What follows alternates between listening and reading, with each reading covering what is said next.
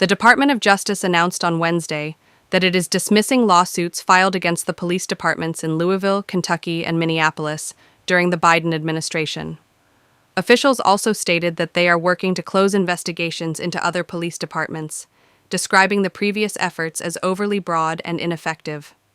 During a press call, Assistant Attorney General Harmeet Dhillon stated that the DOJ will dismiss the lawsuits with prejudice and initiate the closure of related investigations.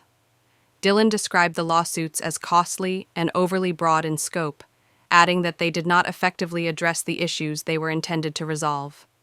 Justice Department officials stated that many of the reviewed consent decrees relied on questionable legal theories. They did not offer further details, citing the confidential nature of the investigations. Officials claimed these allegations were based on misinterpreted statistical data and flawed methods. They said the lawsuits wrongly linked data disparities to intentional discrimination. Federal consent decrees have long been used to oversee local police departments that have been accused of misconduct. Cities like Ferguson, Missouri, and Los Angeles have previously been subject to these federal oversight agreements. The announcement comes just days before the 5th anniversary of George Floyd's death, which occurred while he was in the custody of Minneapolis police.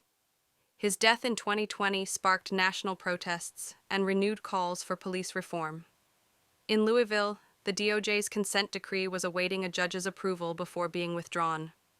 That investigation began after the 2020 police killing of Breonna Taylor in her apartment.